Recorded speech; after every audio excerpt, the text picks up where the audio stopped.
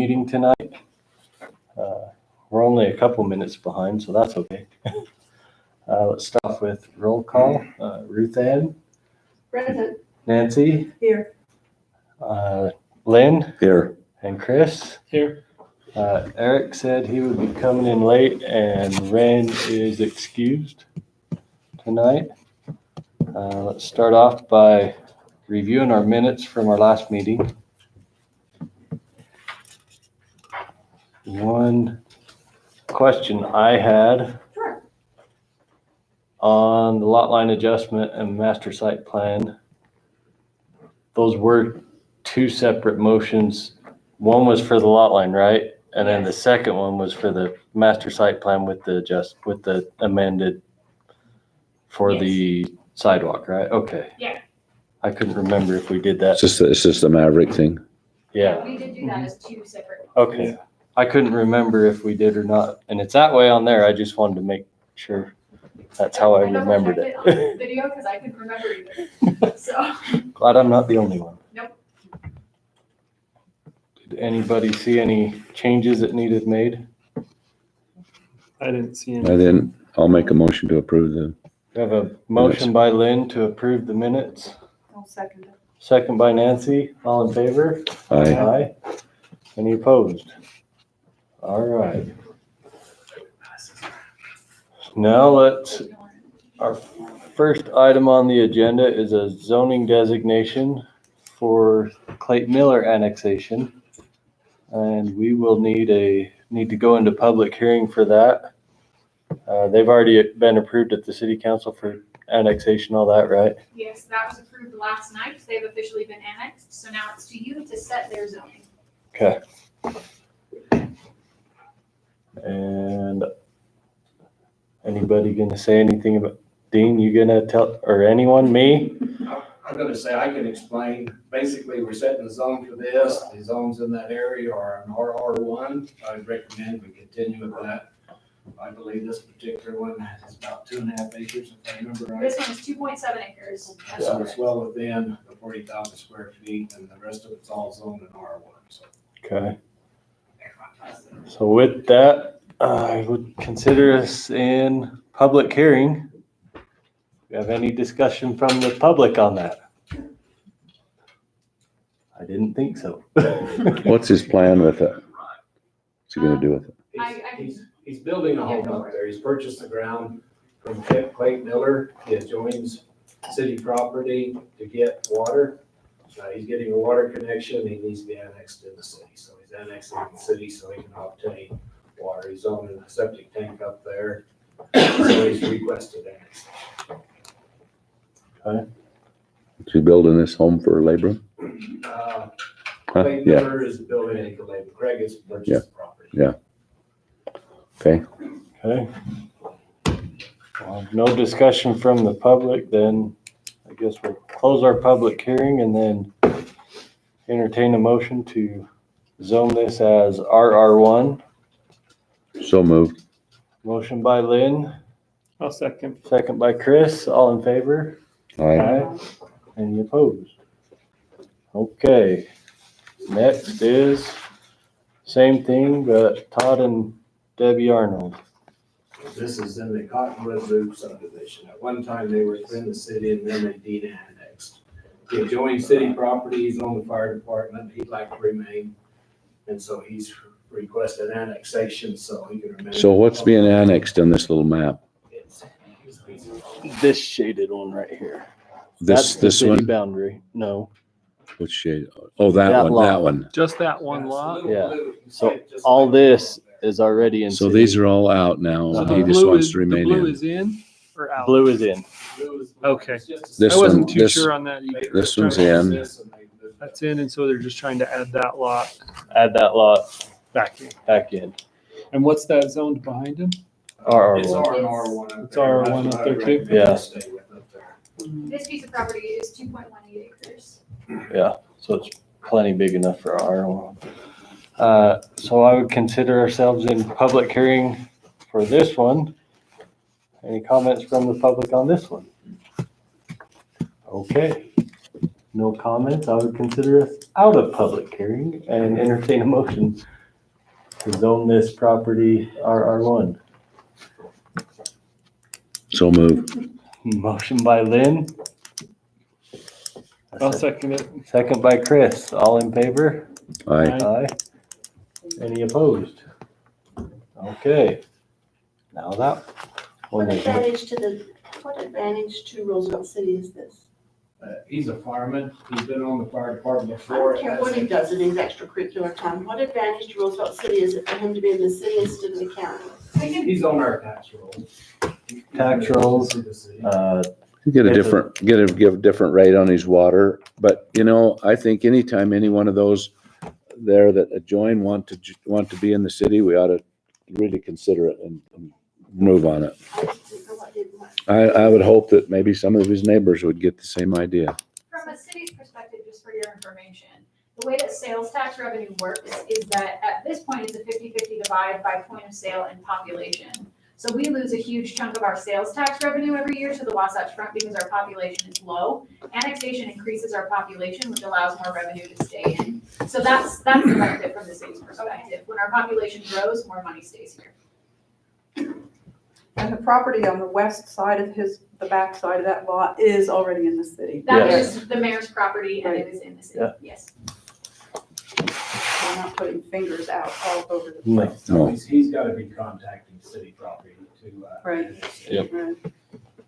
okay. Next item on our agenda is ordinance 2019-432, amending chapter, or title 16. This is what we discussed in our last meeting in order to comply with state code. We just needed some changes on definitions of subdivisions. We no longer do lot splits, they're minor subdivisions. So on that note, I would, So it's just this dot 40 and dot 20 and dot 30 that we're doing, right? so we don't have a development review committee, so they're repealing that section out, which is the dot 30. And then the other two were exemptions and definitions to comply with state code. So on that, I would consider ourselves in public hearing on that one. Does anybody of our public have any questions, comments on that one? Okay, then we'll be out of public hearing and entertain a motion to approve this ordinance amending our Title 16 of code. I'll make a motion for that. Motion by Nancy, I'll second it. second by Lynn. All in favor? Aye. Any opposed? Okay.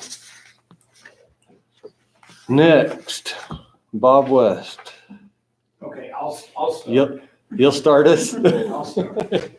When Bowline, or 1875 was developed, when all these lots went in, there was this strip of ground 20 feet wide, completely across this piece of property. Everybody asked what in the world that was. And it was always said it was a utility easement / whatever. Well, since that subdivision went in, and I'm gonna let Bob take it, once I get done, he has obtained that property from the owners. It's evidently whatever it was, it no longer is, and it was just a wheat patch. So he would like to divide it. We would have to call it a non-conforming subdivision because there's nothing large enough to build on. And he would like to sell these to these property owners here to join to their property. But we need to divide it up for reporting purposes and everything else. So we would term it as a non-conforming subdivision because the lots are non-buildable. There's really nothing in the code of subdivisions that addresses primarily, so we'd almost have to call them non-conforming lots. But there's nothing to build on. I mean, once people attach them to their lots through a lot line adjustment, then they can put sheds or whatever, but it becomes their property. Are there utilities at all of any kind going up there? Not that I'm aware of, we'll let Bob handle that because he knows everything. I'm just giving you the preliminary. Thanks. In answer to the question, there is some utility going up through some of the lots, What kind of utility? irrigation. Go ahead. But as far as other things, I'm not aware of. So Is it would- White Gulch irrigation or what is it going through there? city secondary or? No, there's no secondary, and they're all secondaries on 500 east. As far as the city doesn't have anything in there at all. So what is there? There's a irrigation line for Dry Gulch irrigation. That runs to who? It comes from Pauline Road across the property to the north, down the alleyway of Future Street, and then turns to the west, and then continues on to the north to facilitate two farms down below. Can you show us on there where it goes?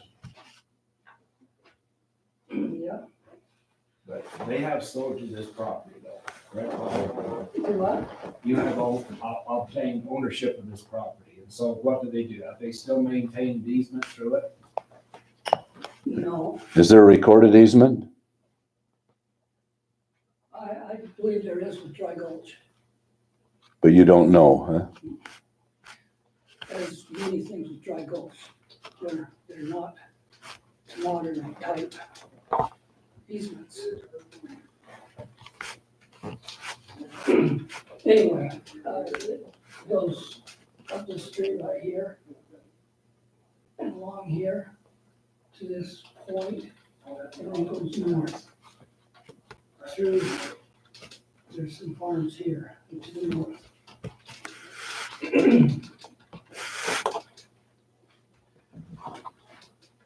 Any other easements? Any other thing, anything installed in there at all? Any other utilities at all? Not that I'm aware of. Are you maintaining a utility easement when you sell that through the property of any kind? I believe I will on these that have the, On 1875, don't you have one lot there, Bob, that's not built on that maintains that easement coming through the subdivision? Isn't there one lot that you did not build on where this comes through to the Pauline Road? There's one lot in there that you didn't build on where this comes through. How does this affect Brighton Farms?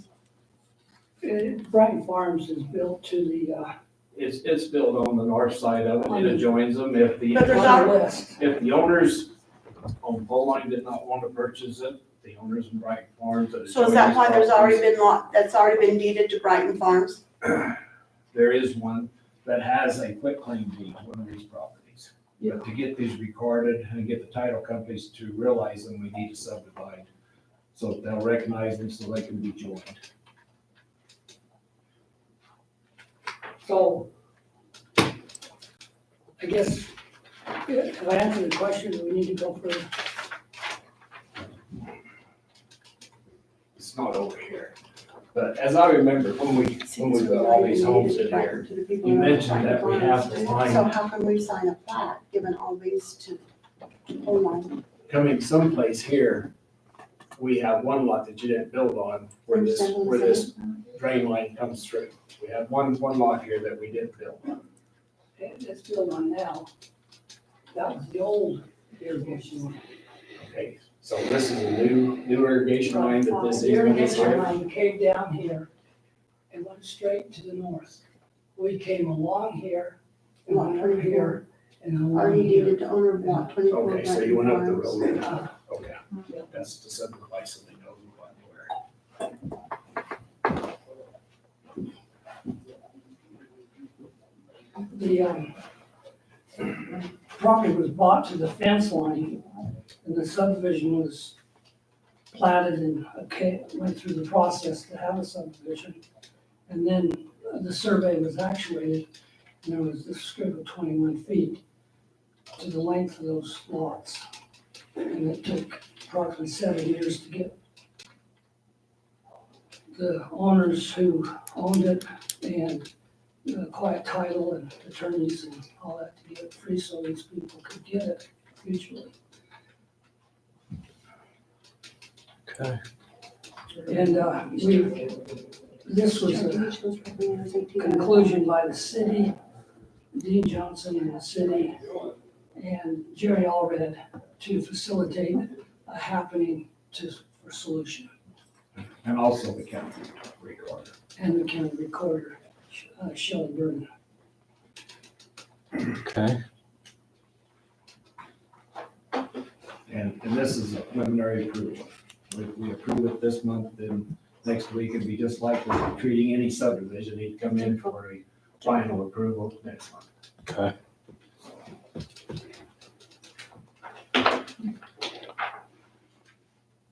Well, I think before you sell it, you may need to make sure there's recorded easements anywhere there's a utility. Okay.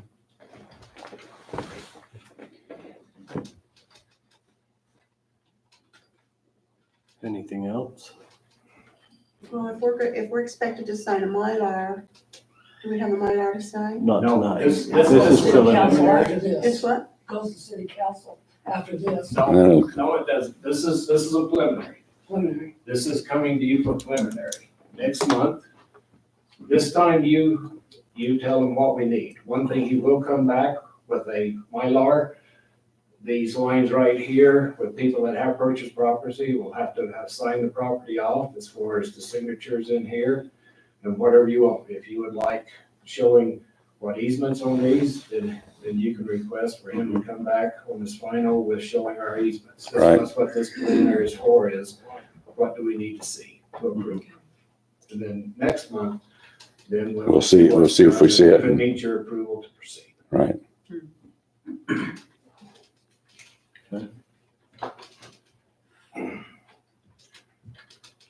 So I'm assuming one thing, we'd like to see easements on where the pipeline's going, just so. And check and see whether there's any other utilities at all going through it. As far as we're aware with construction and everything, as far as I'm aware, there aren't, other than this. The one irrigation line. Yeah, there's 3 lots affected by that. Not just. So it didn't look like too many. Have any of you heard of any easements that I'm not aware of? So at this point, we would entertain a motion to Prove a preliminary. approve this preliminary with the expectation that the final will show the easements for the irrigation line. Right? And any other refines. And any other utilities that may be found. Right, and whatever signatures are on this will be on the Mylar. Okay. Ruth Ann, So we come back here again. It's did you just have like anything regular- else? I do. I want the people that have the Brighton Farms to be protected a little bit. From From, what? Why? from Why wouldn't it protected be from protected? what? It's a fence line. I It's a started to property. ask if we're gonna sign a Mylar that dedicates this and gives it to each of these property owners, is that correct? Well, They have to well, buy it'll be lots, it'll be little small pieces and then they'd have to buy them. My question is, what about the lots that are already deeded, the lots that's already deeded to Brighton Farms? It needs to be looked at for, It's on here. okay? I don't see it, but okay. If the people in Pauline subdivision that do not purchase it and somebody from Brighton Farm would like to purchase that piece of property, they are eligible. So it actually could end up a checkerboard. Yes, ma'am. The line could go up and down As far as ownership. as far as ownership. These yeah. will be individual pieces of property when it's all said and done, available to the property owner that is. So once those people buy them, then it's up to them to merge them into their property if that's what they want. Correct. That, right at the moment, they can get. Meaning that's not part of this. Right. They will remain separate until those people come in and, So it'll be a separate- So it'll be a separate tax notice, Uh-huh. Right, yeah, 2 separate tax notices. unless they did a quick claim deed to themselves and fixed it. but that would be an issue for each each lot would have to do Right. that for their lot. Uh-huh. Okay. Okay. Anything else? Okay, so I would entertain a motion to approve this preliminary plat with the understanding that the utility easements will be on the final, which includes the irrigation and any others that may be found. Anybody want to make that motion? I'll make it. Motion by Chris, second. I'll second it. Second by Lynn. All in favor? I Any opposed? Okay, Okay, thank you. thank you. All right, Dean. R2 discussion. R2 discussion is next in line. I don't know if you want to stay here for this. He must. He thought you were done. You give me either the zoning or and that you can bring this up. And so, Do you want the basically, map, please? possibly, and I can possibly show them what I'm talking about here too. If we go up on 20 Drive, right next to the Souther home, there's 5 lots. This is just a discussion of, is it something that you would consider? In that before I bring it before you. I don't have the date on here, but one time, remember we had the twin home discussion. It was approved, signed by council, evidently drafted all of this, but it was never included in our code. So it's ordinance, but it's not in our code yet. Okay, In that, I found it because the question was asked on particular properties down by Centennial Elementary. They were looking at Canley, and I said, well, it never got rezoned. the way I understand that was us as a body decided it's not up to us to decide where those zonings are.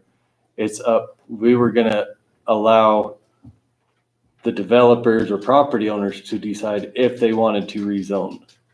Is what I remember that discussion. That's what I remember too. Leave it up to them to come request it. That way we didn't restrict an area, we didn't want to say, well, everything half a mile south of Centennial should be R2, Right. we didn't want to do, I was not in on that discussion. but I that's what was discussed was, Okay. But I it's went- up to the property owners. But I went through all the minutes and I found everything, and so I'm getting it to where it's getting put into our Okay, code. So anyway, spot zones, we don't necessarily do spot zones. In fact, we don't at all. But this R2 issue, I think might could help some certain areas in our city. Case in point, let me show you a little area, and I want you to consider this, whether we would consider this or not. Because I'm not big on making big zones R2 for twin homes. I think we need to study it, look at the issue. So if we go up here on Southers Drive. Let's see, that's Greyhawk. Here's Southers right here. See these 5 lots? Can you pull it bigger? those fun 5 lots. There's 5 lots right here. I was approached last year. Total acreage on them, if they combine them, is around 16,000 square feet. That's in an R110 zone, which requires 10,000 square feet. They wanted to make 2 lots. One about 86 and one 8,700 square feet. I didn't even bring it to zoning because it doesn't comply. But I was approached. Who is they? Who they? It wasn't Bob, it was an Ashworth, but now Jared West owns this property. So I was talking with Bob the other day and he said, what if we could build a twin home on this lot? In that. Other than that, he can build 1 home, combine all 5 lots, and it's in an R110. But I think this might be a good possible area to try an R2 zone and allow them to make these 5 lots into 2 lots. I'm just saying, is this something that we would consider as a trial deal? It's in an area that might be ideal. Each lot, the minimum lot size on here for twin homes is 4,500. We'd have an 8,000 square foot lot. We'd have a twin home with a property line. And it would be the understanding that this is for a twin home on these, and it might be a good trial area. And it might be something that we could utilize throughout the city in smaller areas that might not comply with other things. So it's just something, I said, well, I'll take it to them, is it something that we would consider? Because we haven't had anybody request twin homes. And that, so, Dean, what is the address if a person wanted to drive by there? It's roughly 350 North Bonnie Drive. You'd have to know where Bonnie Drive is. If you go to 1000, which is Constitution, here's 1000 right here. Just go right across, come up right here. You'll see the old Southern home and these 5 lots sit Okay. right here. There's a manufactured home right here Yeah. that was just renovated. Mhm. But these right here, like I say, either we just leave it 110 and they can do one lot, or we might entertain the thought of a twin home. Just in case a person wanted to drive by. So you might wanna drive by, look at it, give me an opinion. This is just throwing out, is it something that as a board that you would consider? One, Are there houses across the street don't face it? They don't. The Southern home is right here. All these face this way. This home is here. This home faces right here. And this one right here. So it's kind of in there. It's the backside of Gray Hawk. Like I say, I kind of like it, the idea, because you have bigger lots for our first trial home, almost double the size. Instead of 4,500, 86 and that. So it might be something that we want to try and see how one works out. It's just something, is it something that we might entertain? And that it's like the making 2 R110 lots that are 8,600, that sets a precedent. We can't do that. Once we do that, we got to do it everywhere. So it either stays 1 or maybe an R2 zone. On this particular, requested by the property owners, if they were to come forth as something. So you can get back to me sometime, think about it. Let me know if that's something that we want to entertain. If anybody wants a copy of this, it's not in, but I can copy these for you on this R2 stuff. I actually have gonna say that was got it a, going back. I have the that signed. was a year and a by half city long council, process.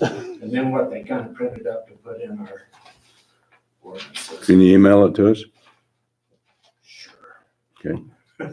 Ship it out to us. Somebody Yeah, can. In fact, I got it to Lee and Lee can send it. Somebody I don't have can. all the email. Okay. You can make this. But I knew it was somewhere and I found it, so we're working on getting it. Personally, I'd love to see it. And as far as spot zoning, I've done research and the state almost says there's really no such thing as spot zoning anymore because there's no limit on how big or small a zone can be.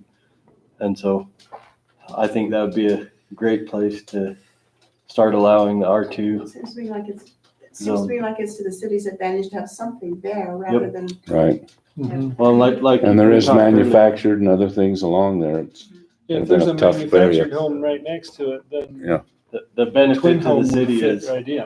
multiple homes I and agree.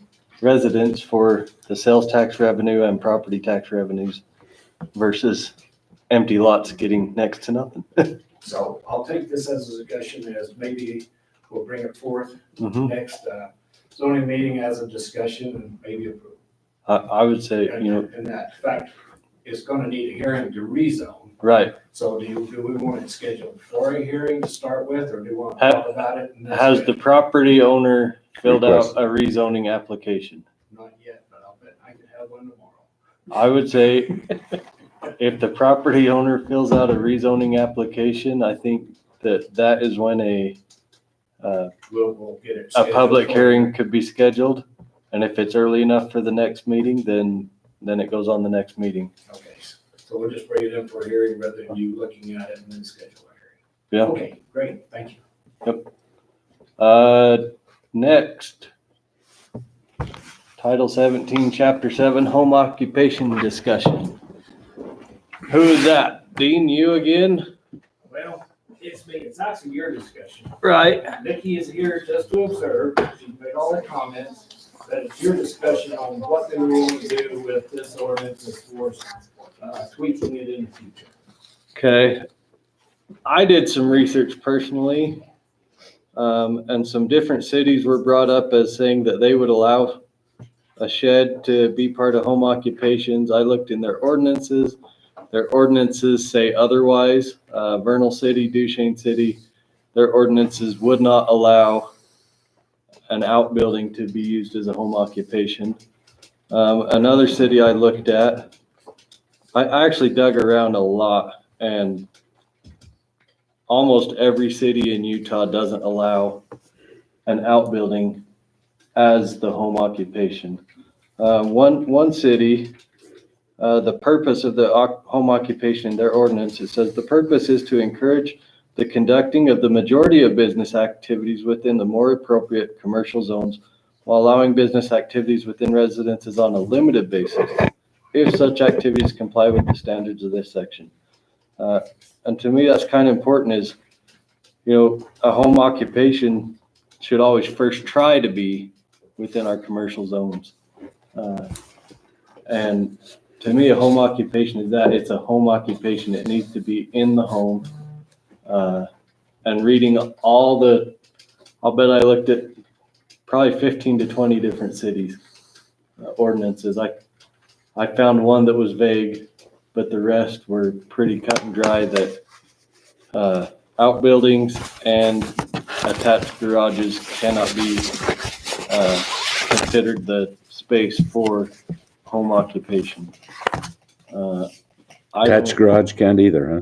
Attached garage cannot, and our ordinance says an attached garage cannot. Our ordinances Huh? are- Can I ask, well, there's people that do business out of their garages all over town, you just have to drive around and see them.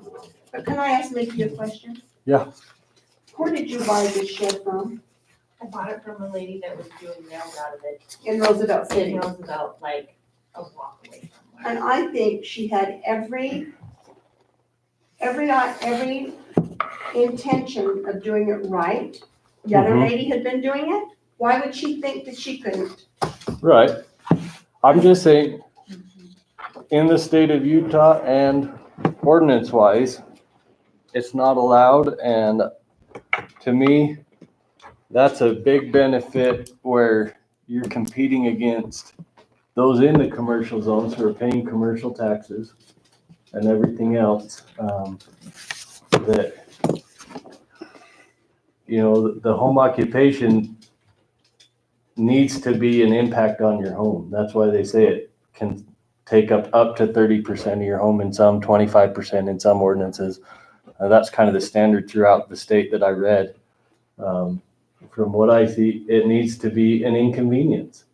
A shed or a garage, whether they're right or wrong, if they're doing it now and they're wrong, that's something that needs to be looked at by enforcement, not us. But as far as I see it, it needs to be an inconvenience. It needs to be a part of the home, and I feel it should remain as it's written to be a part of the home.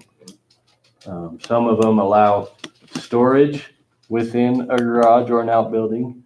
The storage, some of their ordinances, they say if you're storing items for the business in the garage and it's a 2-car garage, you still have to be able to park 2 cars in that garage. You can't take up a full car space of storage and only park 1 car in there. You still, if you're running your business and you're using the garage for storage, you still have to use it as a 2-car garage, be able to use it as a 2-car garage. And I feel that that's something that needs to stay the same. That's what I found in my research.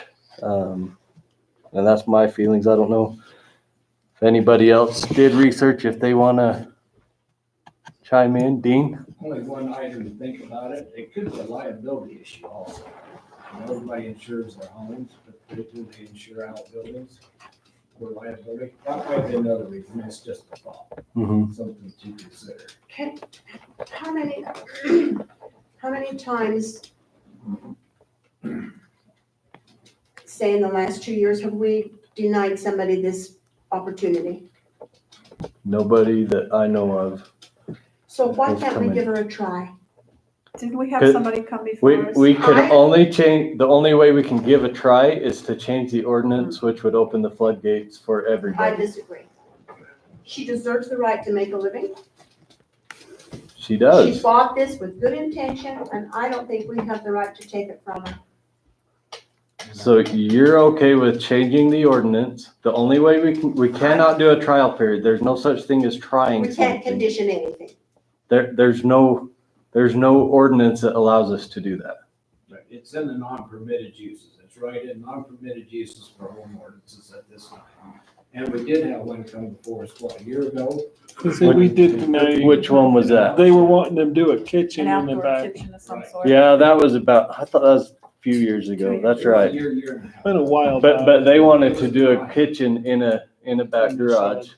And same thing, it does not, the ordinance is cut and dry that it has to be part of the home.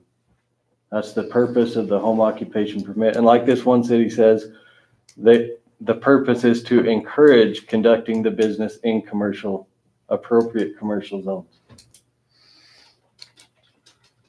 So as Maybe you far just as- need to buy a bigger house.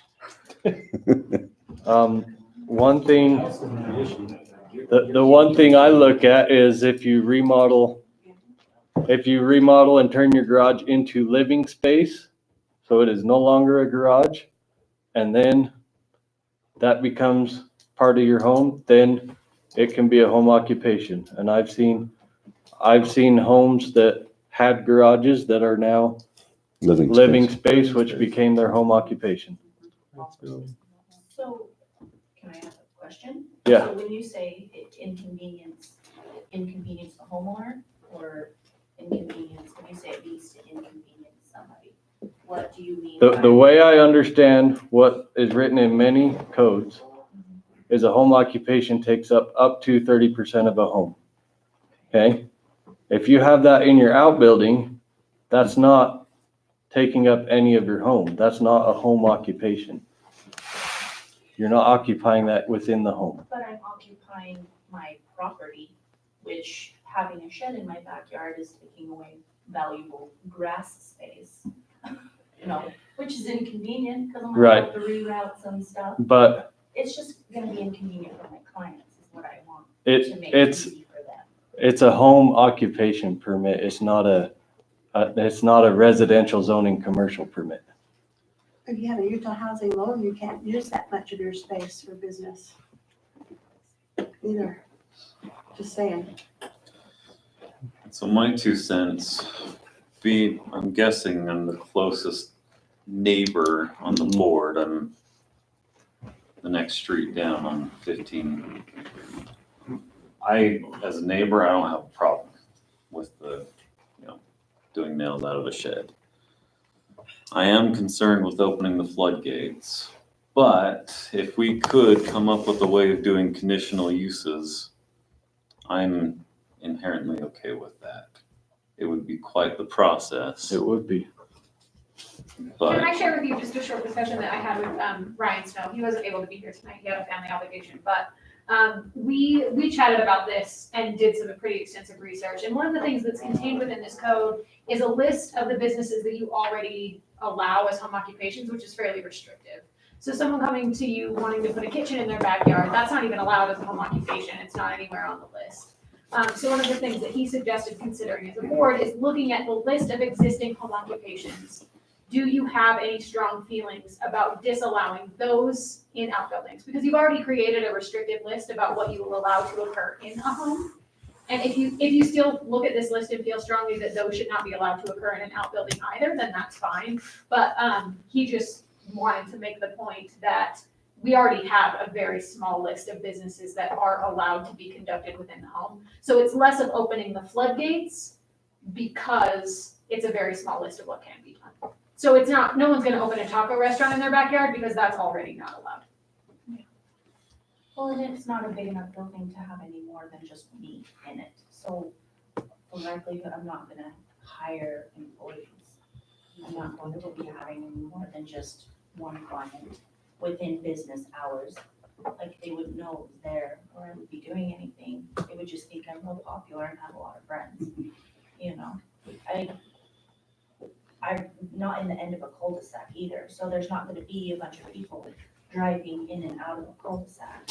I'm literally on a corner To where they just swing into my, question with a home occupation, if I were to open up an Etsy shop, does that, and I craft and sell stuff online, is that considered a home occupation? Yes, it is. Online in your office, yes. At home. That is. So if I were to, And you are supposed to get your business license, which state law changed that you do not charge a fee for it. Wouldn't that be considered commercial? That's a rather than- home occupation permit though. It's a home occupation, these online sales. Yep. This requires a business license, as Because when I asked Steve about the said, we taco don't shop, charge for it. when I asked about the taco shop, you said it was allowed because it was commercial. The top. Which taco shops? Well, the ones that travel around town, Oh, Specific those are employees. those are truck business. That- well, they're traders.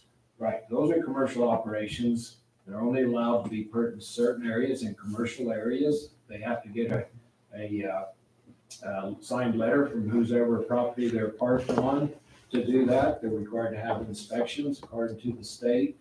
They're supposed to keep their vehicles licensed so that they can be moved because they are, what's the word? They're moving. Mobile. They're supposed to be considered mobile, and they're supposed to be mobile. businesses. The food trucks. Licenses current, but those are all regulated, and actually, regulated as far as they have to have a Department of Health visit, most of them. They're supposed to have a safety visit and everything, but they're supposed to be on commercial property and And they operate within commercial zones. That's the thing. Is there one you know of that's operating in a residential zone? I just know that Barefoot Baker Park's where she darn well pleases, and I don't know, I mean, and Claudia's Kitchen, she's down in that junky trailer, and I don't know, I just think, Claudia's, I'm sorry, I Claudia's just want- Kitchen is on commercial property. Yeah. She's Isn't that the one by commercial right Chevron? there Where her trailer is parked. Yeah, that's commercial zone where Claudia's is. what would we have to do to take a corner of her property and make it zone commercial? It would have to be a rezone. And I highly doubt that would pass. I realize, I'm just being, I'm just, I'm against spot zoning. Huh? You're what? So I'm against spot zoning. Yeah. I We just could think do it she in R2 deserves a maybe, chance. but- Yeah. She could have opened business in it because the lady she bought it from wasn't doing it right. She's trying to do it right and we're shutting her down. That just doesn't seem fair to me. Well, She could have opened up and been in business and done all of her clients and we'd have never known it. and that's absolutely the truth. We don't know what's going everywhere. We don't go in people's backyards, and that's the important thing is people get penalized when they do things right. so I like the comment of looking at each one of these daycare for up to 4 children. I'm not comfortable with that in an outbuilding, but musical lessons, sure, why not, you know? Barbershop, talk basically similar. Sewing, home crafts, artists, you've got a painting studio out in the shed and you sell your paintings, your art. So what I would suggest No, is that we I'm okay with it. look at this, table it, look through the list, come up with what you think we might want to permit. We're trying to get away from conditional use. Right. So I'm gonna say if we're going to allow something like this, we come up with permitted uses with regulations that they're required to show insurance on this outbuilding. You know, something like that, not a condition, but a regulated. Well, and that would be a something on our part of the- permitted use if we allow it. Right now, the business license is one of these that normally the business license wouldn't come before us, right? Because that's one that we changed to where it would be staff decided. Correct. And I'm gonna say if it's an And- outbuilding, it ought to come before us for approval, because it's an outbuilding, it's not a home occupation. And another. It should be charged with a business license. Another interesting thing I found in one city was home occupations were an annual thing. That it can be rescinded at any time, you know, that they don't take it lightly. If you're not doing what you're supposed to do, that you can lose that, you know. And I think it would have to be very restrictive to allow an outbuilding, I think. So what would we have to do? Because if this is the list the people that want to try to do it, it is very small. But you're also shutting down revenue coming into Roosevelt City, which I know it's not gonna be bringing millions of dollars in. But these people are just trying to do the same thing you do every day, make a living, supply their families with food. So what do we have to do to try to kick this in the tail and Well, make it go you're somewhere? doing it right now. You're Yeah. giving input. If we do anything, they're gonna have to change the regulation, correct? You're Yep. gonna have to have a public hearing, Yep. correct? Yep. If there's a public hearing, then you bring everybody you want that wants to come in and address them at that public hearing at that time, and then they'll make a final decision on that, how to proceed from there. Is that correct? Sir, are you saying like bring our neighbors in, if they have a problem with it in any way, shape or form and like? Well, when Bring there's a those public- in, bring when those there's a in that are in public hearing- favor. One thing, we would have to change our ordinances to allow. I understand, I'm just Anytime we trying to make change sure an that I ordinance, understand. it goes for a public hearing. And they put a notice out for that. And then you're more than welcome for you, your neighbors, whoever you'd like to Okay, bring in. that's all I was asking, I just wanna make sure I to address understand. the board. Anybody in favor or against? Anybody at all can come to the public hearing and Okay. voice their opinions on it. First thing we have to do is work up something that the board is comfortable. We would have to draft something first, Understand. before a public hearing would be scheduled. Understand.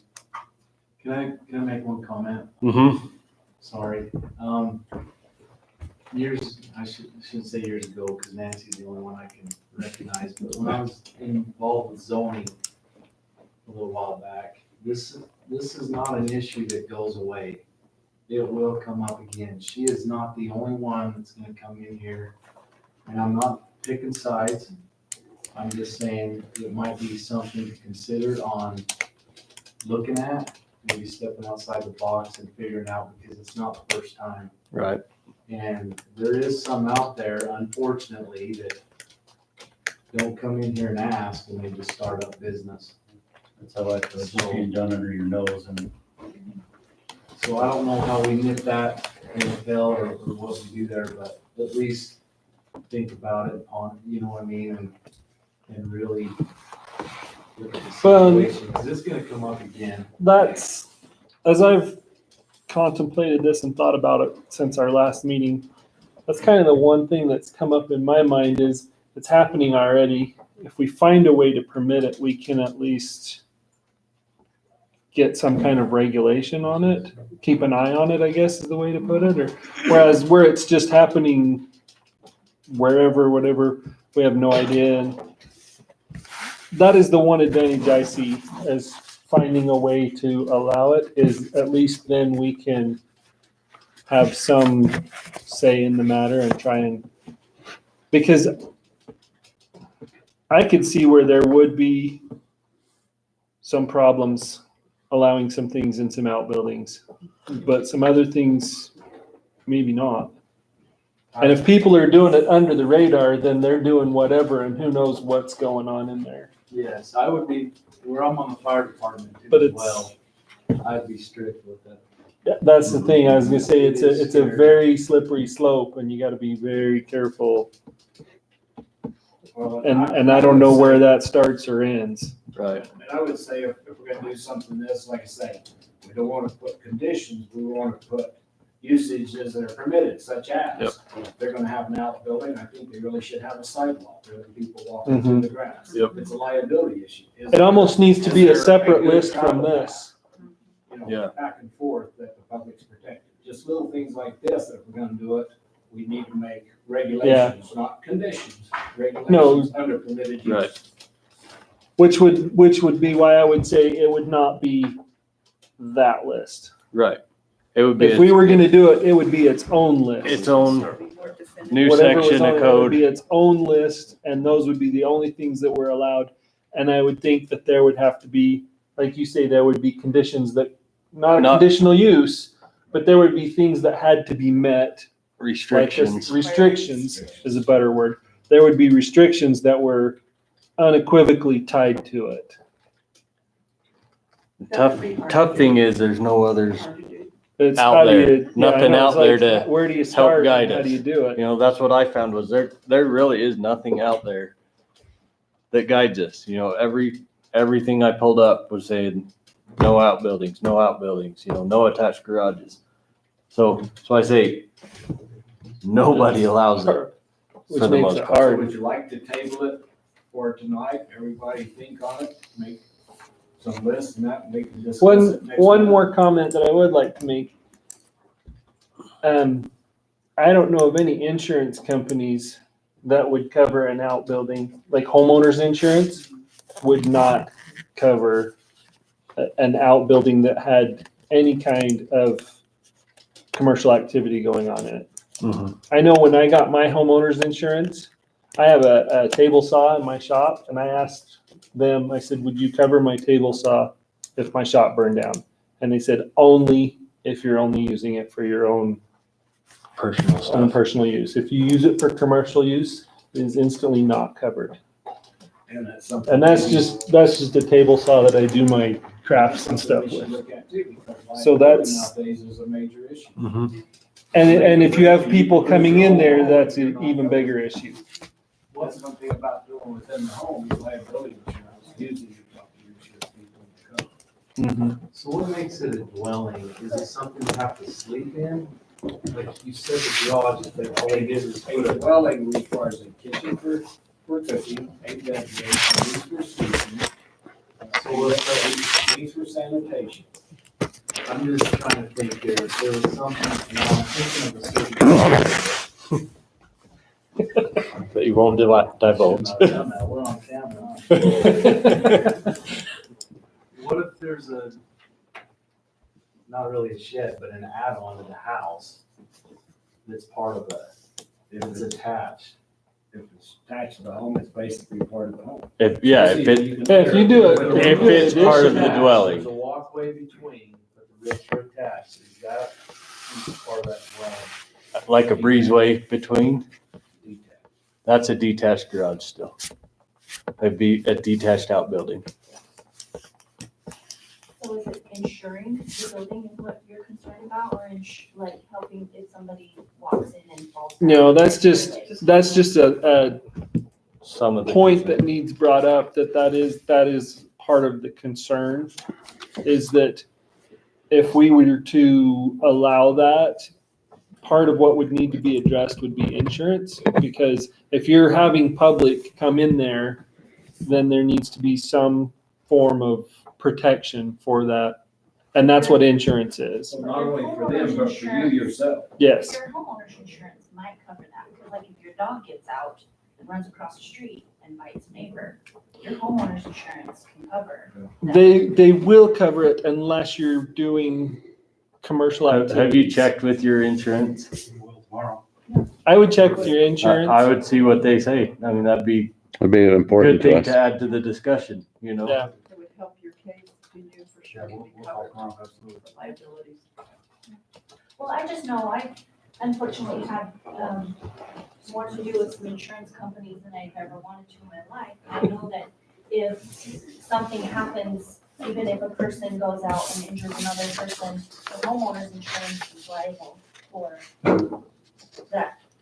Same goes for your dog, you're out, you're doing your. But none of those are commercial But activities. that's a homeowner's usage, that's not a commercial venture on your property. So what Yeah. defines it as commercial? You're gaining revenue. You're gaining revenue off of it. From That being makes in it my commercial. backyard Opposed to being under my roof, is where the transition from. That's what my insurance company told me, and I wasn't even asking to do commercial. I just wanted to know that my table saw was covered. Or if I needed to add that as separate. And they said it's automatically covered unless I'm using it for commercial purposes, and then it's not. Yeah. So that definition to the insurance company is where they determine whether it's covered or not. That So- might even be where Yeah. we had a weird An umbrella hurricane or something policy. came through and your shed, which is part of your business now, in the future, would be ruined, or electrical, a pole or something would fall on it and damage it. You'd have to be sure that it's covered with your homeowner's insurance, because if it's a different category, it may or it may not be, depends on, and a lot of things can happen to a shed in the backyard, legal, illegal, or whatever's going on in there, so. Yeah, we'll definitely call tomorrow. Well, I know you can insure your haystacks, which Which you is, sell those, would that be considered a commercial? That's a farm. It's that's farm. farm, which is completely different. Yeah, I was gonna say, It's not even, but as far as insurance goes. well, it's, best thing to do is talk to your insurance agent, shop around, bring us in some information. And- I think we're at the table. and move on. Yeah, I think so Bring too. it up again, everybody. Look into what we brought up, you know, make its own list of what may be allowed in a outbuilding. And I would think it would be a much shorter list Right. than what is already there for home occupations. And it would have to be very restrictive, what requirements, like a sidewalk, like was discussed, other things like that. So, something to table and think about. Just a question, would you have health people coming in from the state to check your premises if you would have that business in a shed in your backyard? That was one of the stipulations, Yeah, absolutely. absolutely, Other but questions? I've worked in a, I've been a Health licensed department, veterinarian yes. for 15 years, and I've never been checked by the health of the state. So I don't know if it's something that they just don't do, It's a new or if one it's just coming out. not a regular thing that they're doing, It's a new state regulation coming. is it? Yeah, That'd be one stipulation too. absolutely. Because we are just trying to do the right thing, that's what we're here, so. Appreciate you coming. Okay, yeah, thank you for listening, talking to us again. Thank you. Okay, on to our next item, Title 17, Chapter 21, Conditional Use Ongoing Review. Where are we at on that? We're working through this, if you want to table that for a little bit. The reason I say that, is I don't know how we're gonna proceed in the future. Just so you know, Ryan's the intern manager. Council designated him for a while, that's why he's sitting in for Ryan. And that, but I don't know how we're gonna proceed once we get to these, because somebody's gonna have to take them to the city attorney, Mhm. you know, to write this and that, and until we get something, I think we can work on things, but, because as Ryan mentioned, as we progress through this, we want to try and send in a whole bunch all at once to try and get things done, and send it to the attorney and take it in pieces. So, I'm just putting that in your thinking that as far as sending things through, I don't know how it's gonna happen in the future for a little bit until we get something kind of figured out. Mhm. So we can work through it or we can do whatever. I see a gentleman from Sunrise here. Are you on the agenda? No, but I did want to follow up about review of the trails plan and see if there was any comments from the planning and zoning commission, or if you still need some more time. Personally, I need more time. Okay, Yeah, I think we use more time maybe looking. okay. So just so you're aware, And we got those emails, so. we have all yeah, that. so just so you're aware, we are planning on compiling all of the red lines and input from all the different organizations that have been reviewing the plan. And so we're gonna have a cutoff of December 1st. And so basically over the next week, Okay. please take some time and review it and get comments back to Lee or email them to my email as well. So Okay. appreciate it. Yep. Thanks, guys. We have any other, do we all agree to table this, the conditional use? I would bring up a point. Yes, Steve. I'm so sorry. We do it back then, I call from Maple City. They had found a grow operation, one of their industrial. I heard you out of your city, I said, not aware of. I said, well, maybe it's valid, but they found a grow, it wasn't even hydroponic, they just had marijuana growing in pots on the concrete. He was telling me it's a 60-day turnaround. I mean, these were licensed by the state, but they've just gone in and opened business among the industrial buildings. Actually, they found it on a fire inspection.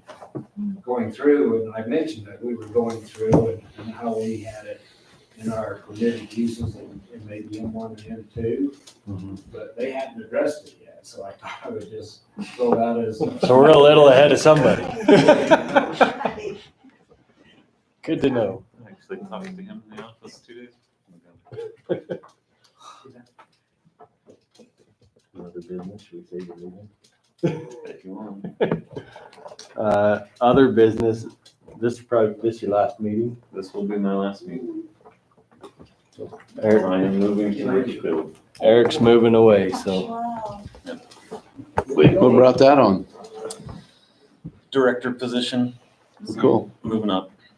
cool. Really? Now I gotta deal with another guy. Yep. We're finally getting used to Eric, and now we gotta bring in Start a over. whole new guy. That's right. So there will be a position opening. So watch for. Mine comes up at the end of the year, Yep, Nancy, and that's it. I can't be here again. Nope. I'm done. Nancy I will may be, attend, but I can't, Nancy's term limits will be reached.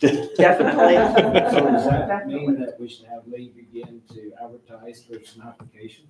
You'd want to check with the mayor, because he's talked to me, and I think they were, since it's only 1 month for Eric, and then hers will come in January.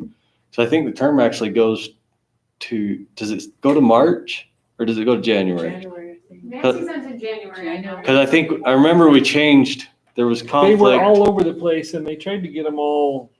I know there was conflict in 2 different parts of the ordinance, and I can't remember which way we Yeah, I changed can't it. remember how we fixed.